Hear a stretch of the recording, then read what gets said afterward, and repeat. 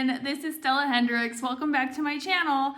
Today we're going to be reviewing my official movie magazine for the 1979 version of Dracula, starring Frank Langella. So I had to goth it up a little bit, and I wanted to bring my kitty.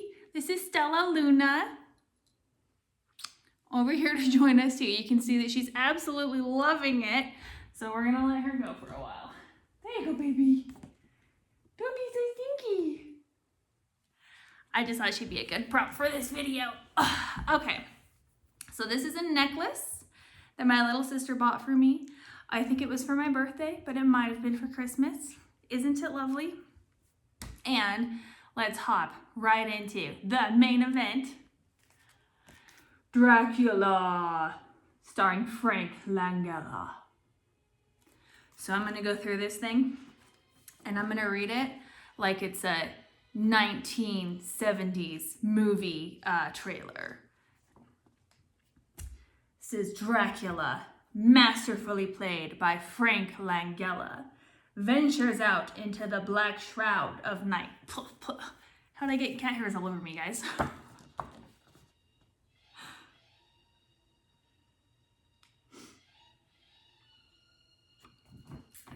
So when I first saw this movie, it was on television, and it was probably sometime around Halloween. My parents were usually pretty opposed to vampires and witches and stuff like that, but they would make small exceptions around Halloween, and this movie was one of those movies that I'm sure my parents did not know how it impacted me. It's like the 10 Commandments. Boy, what did I fall in love with Charlton Heston and Yul Brynner, and in this movie, Frank Langella was part of my sexual awakening and it remains that way to this day. Oh my God, this movie, guys, get it, watch it immediately. Oh, another reason I totally love this movie. Do you know who this handsome gent is? Why, that's Sir Laurence Olivier, who was one of the biggest stars of, I want to say, the 1940s and 50s, possibly the 60s. I know it's kind of a trope, but it's not a bad trope. Just because it's a trope doesn't mean it's not any fun to have really big stars from yesteryear to star in horror movies. I think that is so much fun, and I am such a sucker when I see the really big stars who don't really like perform in movies that much when they show up in Murder on the Orient Express or Dracula, or any of these old horror movies. I love it. I'm so here for it. I'm such a Laurence Olivier fan. Laurence Olivier, the venerable Professor Van Helsing, searches the darkness for the evil lurking just below his, just beyond his lamp's flickering glow. Okay, up here in the corner is a picture of one of my favorite scenes. The romance blossoming between Dracula and all his ladies. There, in the incredible black hole, Van Helsing finds his daughter, the crucifix, the stake, his only protection. In the past 500 years, all those who crossed Dracula's path have died. Dracula will create more of his kind until all resistance ceases. I heard a joke one time that the reason that vampires don't like crosses is because they're allergic to bullshit. I am an atheist myself, therefore I will be telling atheist jokes. If you do not like it, you can imagine me burning in hell. That should make you happy. Okay, look at Frank Langella's eyes here. He seriously looks like Bela Lugosi with the eyes going on. Ooh, I think she's catching spiders. There are a copious amount of spiders in this house. I'm trying to keep my dramatic look going on here. There are a copious amount of spiders in this house, crawling up the walls and all over the place. I live out in the mountains, and so it's, you know, pretty understandable. There's going to be lots of critters around, but nonetheless, my cat is doubly welcome here because she catches all the bugs. Also, it's very windy outside and something keeps hitting the house. Pine cones? serial killers? I don't know. A creature dead, and yet it lives. Okay, they really like this picture of Frank Langella. They show it like 3 times. In this one magazine. Like, I couldn't turn back and find that picture again, guys. Whatever. It's okay. Oh. I don't think I showed you the main picture. Professor Van Helsing! Now, here we go. In every horror movie, you gotta look for the hand. There's always hands going around places. All the monsters always kind of like have some kind of thing with the hand. Ha ha! Your will is strong, but mine is stronger. I would make a great vampire, wouldn't I? Part man, part bat. His great cape spreads like wings against the darkness. This is the best. The only thing, okay, this is such a dramatic and fantastic movie. I love it in every single way. The only thing I don't super love about it is that the color palette is kind of muted.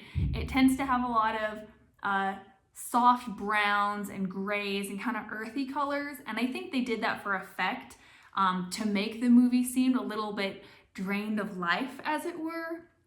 And I think that's a terribly creative idea, and it really works. It's a beautiful movie. I'm just such a Technicolor person that who did the one with Winona Ryder? That version of Dracula. It's the 1990s. Dang, it was someone. Was it Francis Ford Coppola? I don't know.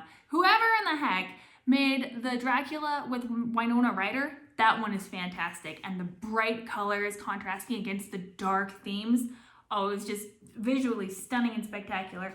This one doesn't have that great of colors, but it was going for something kind of different, so I love it. And it's still, as you can see, very dramatic, very ornate and lavish, which is the important thing, really. Oh, and this castle in the beginning when they walk into Dracula's castle is the coolest. This is a really, really cool version of it. The horror keeps coming, blood dripping from its monstrous mouth. No! Okay, I want to know how come she got turned into one of these like ugly rotting vampires with like rotting eyes. Ew! Which is a very cool effect. But how come Dracula gets to be the sexy vampire? Look at him right there. Frank Langella, what are you doing to me? And she gets to be the rotting vampire. This is not fair at all. Come now. Ladies like to be sexy vampires too. Oh, here's that picture again. Dracula must destroy those who would destroy him. I mean, seems reasonable, right? Dracula, the most chilling name known to man. This magazine's the greatest.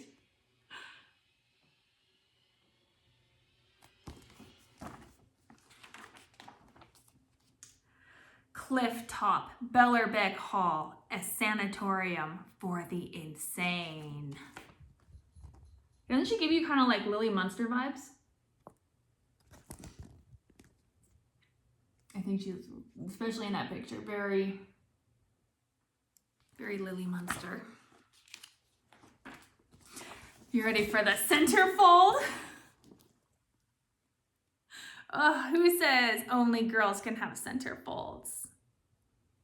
Kind of like, does it look like a mummy or something right now? I'm just trying to get the light to not be shining on this all weird. Contorting myself into all kinds of positions. Oh, God, be careful, friends. Okay. Dracula encounters a terrified victim. You want to know what the best part of this magazine is, though? Dr. Seward finds food is his only escape from terror. It really says that.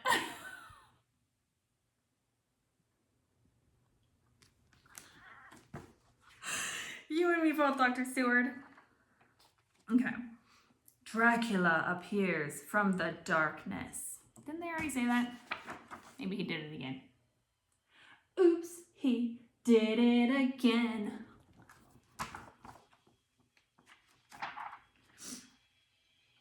A long, agonized wailing. The sound that comes from everywhere and yet from nowhere. This scene in the movie is super cool.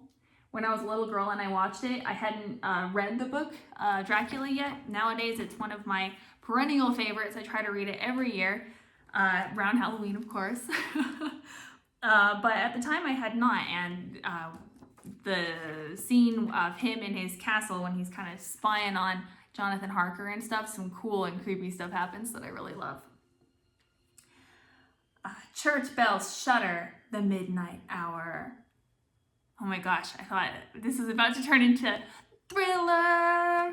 With all that mist, it sure could. Isn't this the best thing in your life? It definitely is the best thing in my life. Ooh, this scene with the horse out in the graveyard. Very cool. One thing I love about the popularity, I guess, of Dracula is every time someone makes a play or a movie of it, that they tell the story a little bit differently. So each time you get, slightly different chills and thrills. So I'm really glad that they don't always stick, really strict to one version of the story. Frank Langella and the eyes. I can't do it. I can't do the scary eyes. One thing I absolutely love about Frank Langella's performance is the eyes. And he gets really intense when he's doing the Dracula look. I look ridiculous when I try to look mean, but he doesn't exactly look mean. He just looks really intense. I think he looks a lot like a wild animal. He kind of reminds me even of maybe of my cat, that he just sort of sits back and observes very intently. And there's something very magnetic about that look. And there's something a little bit intimidating, but also very intriguing. And just slightly animalistic. There's something very animalistic about his performance of Dracula, which I just think is fascinating and fantastic and very compelling.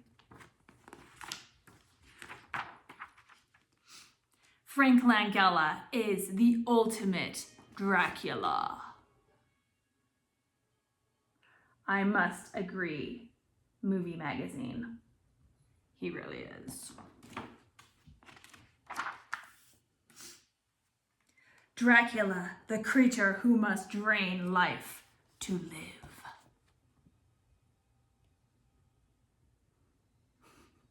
There is a lot of mist in this movie. The Demeter, at the storm's mercy, breaks apart and tumbles into the angry sea. That's a pretty cool scene.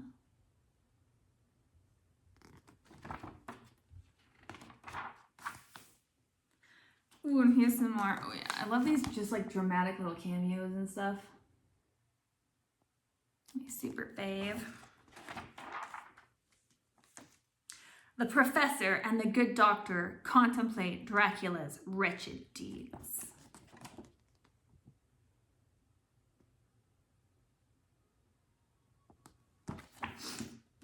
So this actor here, I think that this movie, 1979, when were the Halloween movies made? I'm not 100% sure. I think that they might have been made in the 70s. But I'm really much more of a gothic horror kind of person rather than like a slasher horror type person. But I definitely know the Halloween movies and I'm a big fan, and I'm pretty sure he's the guy who plays the doctor of Michael Myers in the Halloween franchise. In any case, where I know him from is from The Great Escape with Steve McQueen, when he has the motorcycle chase and runs away from the Nazis. Now that would be a good movie magazine. I need to get the movie magazine for The Great Escape. The shriek of rats, the whole place alive with evil, and Dracula moves within this treacherous ground.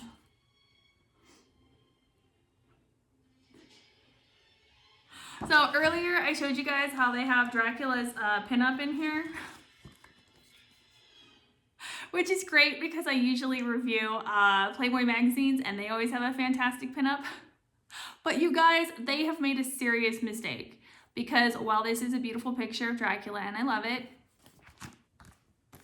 why wasn't it this one? Oh my God, Frank Langella is bae. You can come and bite me anytime, honey. Look how sexy he is. Oh my God. Yeah, the love scene in this movie about killed me when I was about, I don't know, what was I when I watched it, like 12 or something. And for someone who grew up in the Andy Griffith Show, it was really quite something. I watched this movie again this year, I think. I just like rented it off of Amazon or something.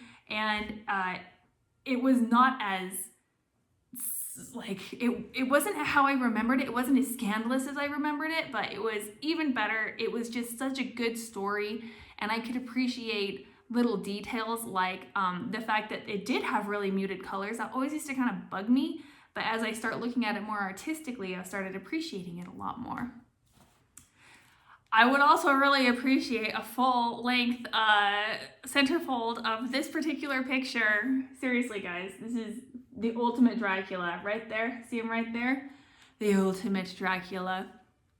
Also, I think it's interesting because Bela Lugosi, I mentioned him earlier, he was, I don't know if anyone could really be the original Dracula, but he certainly had a huge influence on the way that we think of Dracula today. And when he was filming that movie back in the 30s, he didn't perceive himself to be a horror movie lead. He really looked at the movie and himself as more of a romantic lead, kind of like a suave ladies' man. When the original Dracula first came out in the 1930s, it was billed as the strangest love story ever told. And that's one of the things about Dracula that is very compelling. It is a love story as well as a horror story. And I think it's important that hi cuckoo.